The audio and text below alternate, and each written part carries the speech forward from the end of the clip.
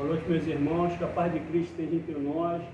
Nós estamos no capítulo 24. Não coloqueis a candeia sobre o alqueire. Nós vamos falar hoje do subtítulo Coragem da Fé, os itens 13, 14 e 15.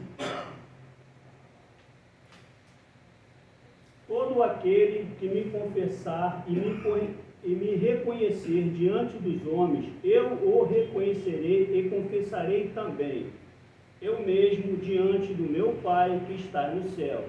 E todo aquele que me renegar diante dos homens, eu o renegarei também, eu mesmo diante do meu Pai que está no céu. São Mateus capítulo 10, versículos 32 e 33. Se alguém se envergonha de mim e das minhas palavras, o Filho do Homem se envergonhará também dele, quando vier em sua glória e na de seu Pai e dos santos anjos. São Lucas capítulo 9, versículo 26. Meus irmãos, nós vamos falar hoje sobre a coragem da fé. Vamos falar sobre um personagem muito importante que é Pedro. E Pedro foi um homem de muita fé, porém, em um dado momento da sua vida, até a sua transformação, ele negou o Cristo 3 vezes, como todos nós já sabemos. Quando todos foram presos, quando todos estavam na iminência de ser presos, que no caso só Cristo foi preso, mas quando todos estavam na iminência de ser preso, todos fugiram, porém Pedro acompanhou Cristo de longe, até o seu julgamento, que culminaria na crucificação. Então, Pedro segue ali de longe, mas ele é reconhecido por uma serva, uma mulher. A mulher reconhece Pedro e diz que ele andava lá com Cristo, que ele estava junto dos que compactuavam das ideias e do pensamento de Cristo. E aí Pedro nega, diz que não. Numa segunda situação, ela persiste, continua, né? E ele nega novamente, até que chega um determinado grupo e ele diz a esse grupo: não, eu não conheço, eu não conheço. E aí, a gente tem algumas questões para hoje.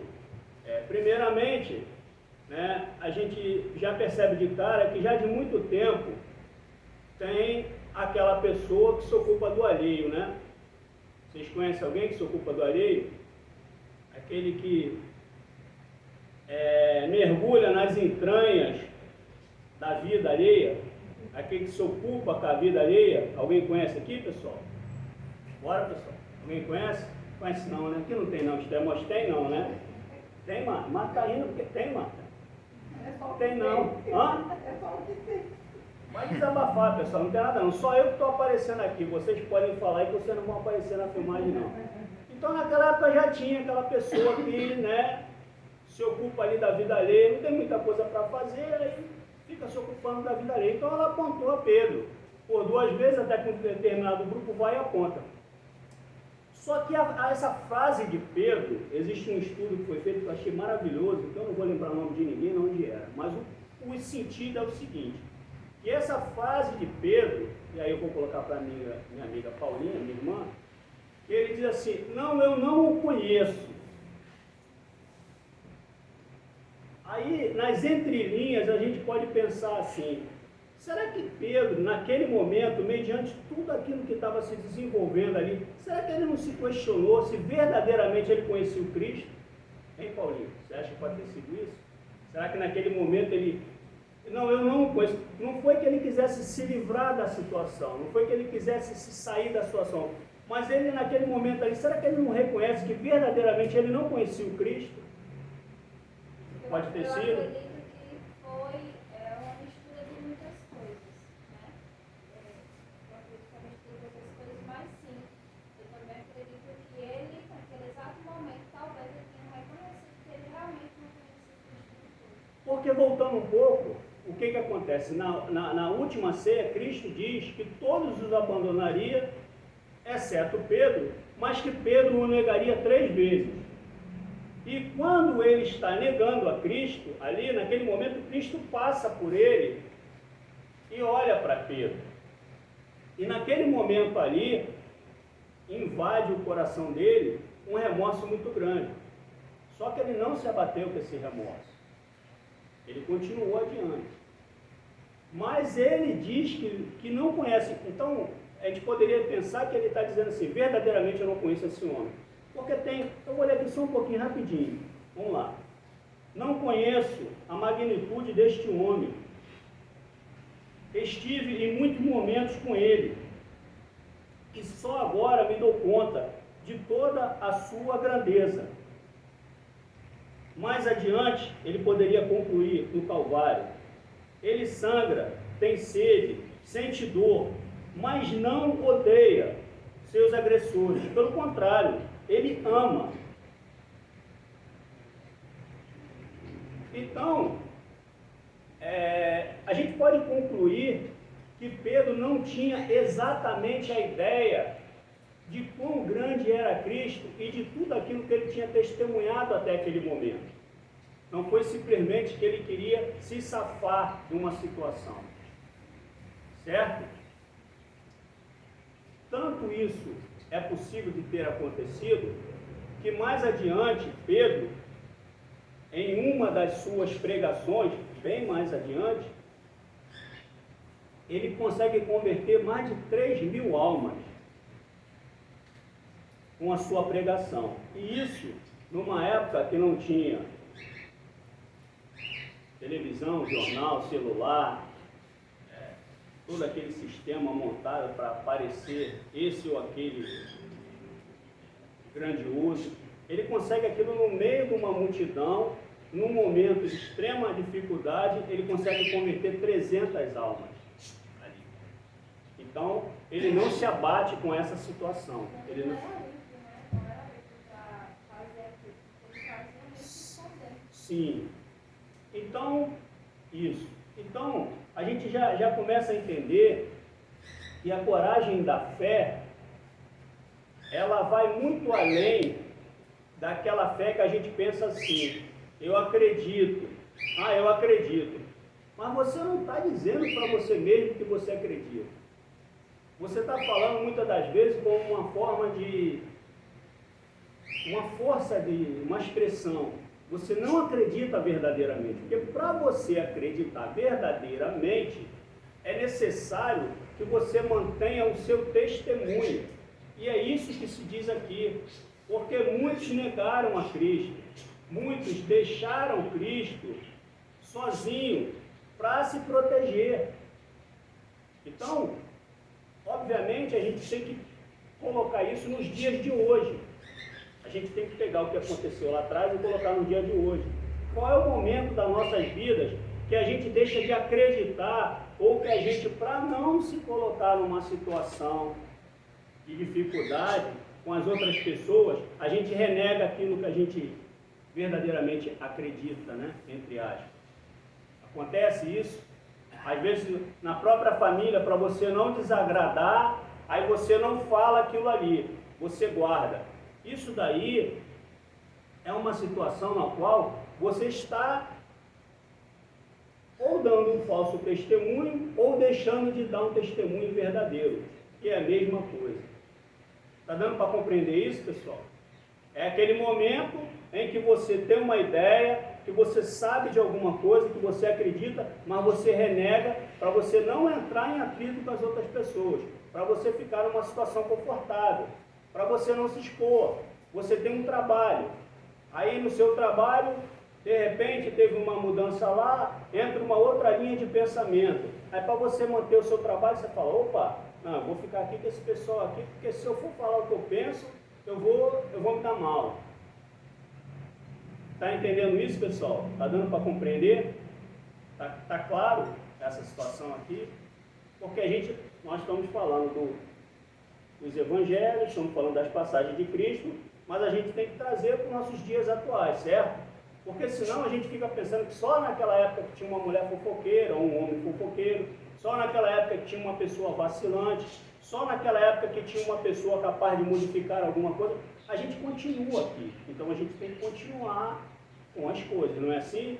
Então vamos adiante.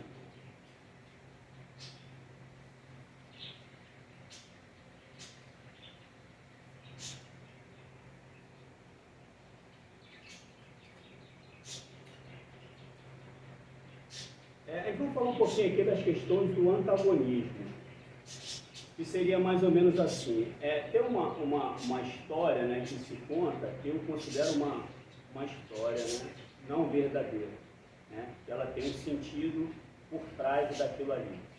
E se diz que houve uma rebelião entre os anjos, e que um determinado anjo se manifestou contra Deus, e que foi expulso, que caiu, que então criou-se um antagonismo, né? Se tinha Deus, então tinha que se criar um outro tão quanto quase poderoso que Deus, para você amedrontar as outras pessoas, para que aquelas outras pessoas, através do medo, elas pudessem aceitar a sua religião.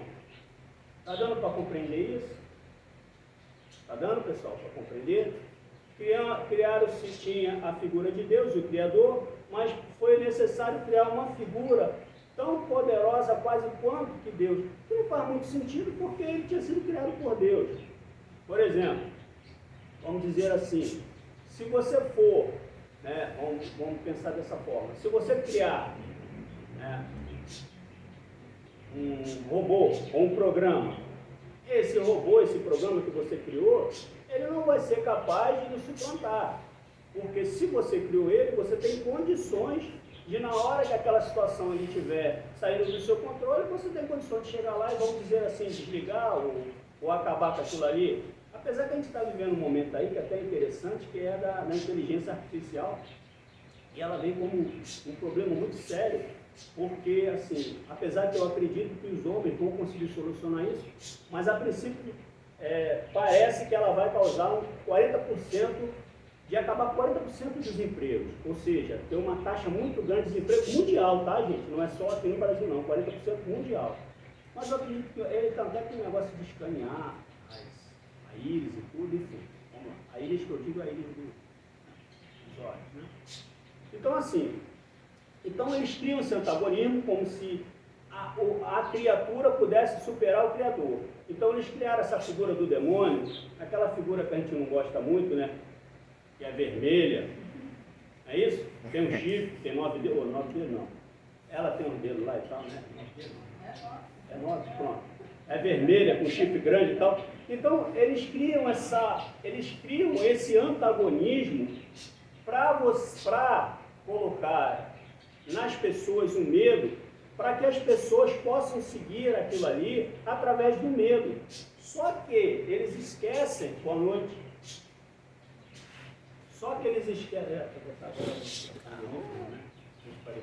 então vamos lá.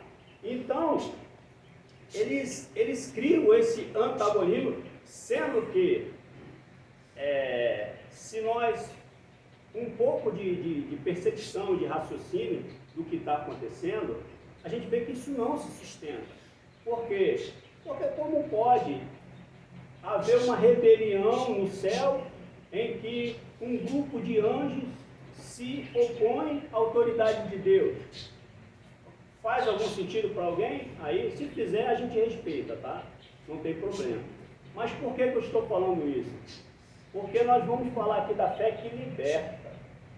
Por isso que essa fé, ela tem que ter coragem. Porque você não vai ser liberto sem coragem. Na história da humanidade, não existe povo nenhum que se libertou sem coragem. A coragem que eu estou falando, gente, não é para você sair de fora, aí se acontecer, Deus guarde que não aconteça, mas não é a coragem para você estar saindo ali fora, chegar um sujeito e querer levar seu celular e você sair com o com ele, não. Não é essa coragem que eu estou falando. Eu estou falando de uma coragem de você conseguir impor as suas ideias em todos os momentos, a sua fé, a sua crença, para que através disso você transforme o meio que você vive. Eu até vi um fato que eu achei interessante. Um rapaz que ia ser assaltado, ele começou a pregar para o indivíduo e o indivíduo desistiu. Ora, numa hora dessa, a pessoa não consegue fazer uma prece. Não é assim? E ele conseguiu pregar para o indivíduo e o indivíduo desistiu. E Deus queira que esse indivíduo tenha se transformado, tenha entrado para a religião, enfim. Mas é isso que eu estou falando, é dessa fé aí. Está dando para entender, pessoal? Então estamos compreendendo, então vamos adiante. Falei agora do antagonismo, né? É assim, interessante que depois da crucificação, Cristo já ficou aproximadamente 40 dias por aqui, né? Esse plano, esteve 40 dias, teve uma faixa de 11 aparições, aconteceram várias coisas, e uma das coisas mais importantes que aconteceram nesse meio todo ali, já em Pentecostes, já com 50 dias mais ou menos, foi uma presença maciça de espíritos, que começaram a falar em várias línguas, e todos se compreendiam. Isso para a gente é muito importante, por quê? Porque isso aí é uma interpretação minha. Eu acho que naquele momento ali, né, que acabou sendo quebrado, uma determinação, vamos dizer assim, uma das leis de Moisés acabou sendo quebrada ali, que era a não invocação de espíritos, foi quebrada ali. Mas para mim, na minha humilde opinião, foi que naquele momento ali se fez necessário hoje todos os espíritos, porque e dali para lá, na minha crença, eu acho que se começa ali formar a doutrina dos espíritos. Eu acredito nisso, naquele momento ali. Porque eles não iriam quebrar, né, vamos dizer assim, uma lei de Moisés à toa. Tem que ter um sentido. Mas isso é uma interpretação minha daquilo que eu li, tá, gente? Então vamos adiante. Então, e aí nós vamos falar aqui também da fé, a gente não pode deixar passar da questão do centurião. Que o próprio Cristo diz que o centurião, ele dá o maior testemunho de fé. O centurião era um comandante, vamos dizer assim, romano, que tinha, centurião tinha 100 soldados, né, sob seu comando, e ele vai até Cristo. Olha que interessante, ele vai até Cristo para pedir para curar o servo dele.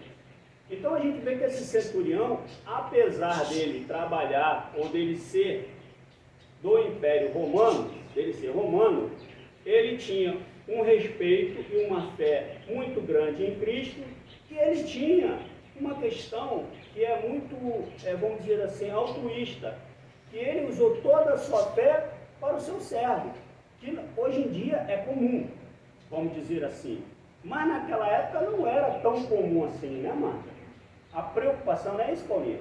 A preocupação com o servo, ou seja, o servo era um empregado, né, uma pessoa, até escravo, né? Era um escravo, vamos dizer assim. Mas ele teve essa preocupação. E ele diz, não vou dizer com as minhas palavras, ele diz que Cristo não precisaria até ir à casa dele, porque não era digna, mas que ele dissesse, ele faria curado. E o servo ficou verdadeiramente curado. E aí Cristo diz que não tinha visto uma fé como aquela. Aí, obviamente, aqueles que estavam ali em volta de Cristo ficaram meio assim, né? Estavam olhando para a cara do outro, dizendo... Ser religião, né? Não imaginar como ele poderia ter caridade com, né? E Cristo, além de tudo, dizer isso, que ele encontrou uma fé igual àquela, né? Então, a gente começa a entender que essa questão da fé não estava exclusiva no povo que seria o povo responsável pelo reino de Deus aqui na terra, o Deus único. Quer dizer, já tinha tocado ele, já tinha tocado o centurião, tanto que ele se dirige a Cristo com esse tipo de situação. Mas tem outras passagens também, tem da mulher hemorrágica também, tem tudo, mas eu destaquei essa por causa das palavras de Cristo, que diz que não encontrou. E aí vamos adiante. Então Pedro, não estou pegando o pé de Pedro não, mas é porque realmente Pedro aconteceu essas coisas. Pedro dava um trabalho, Pedro dava trabalho. Inclusive agora você me falou um negócio, eu me lembrei de uma história muito interessante. Minha família é evangélica, eu tenho uma mãe, tem uma sobrinha que ela faz revelações e tudo. E aí ela disse que me via com a Bíblia, e ela ficou toda feliz, disse que ela vinha com uma Bíblia muito grande debaixo do braço, não sei o que e tal. Acho que ela estava vendo essa bolsa aí.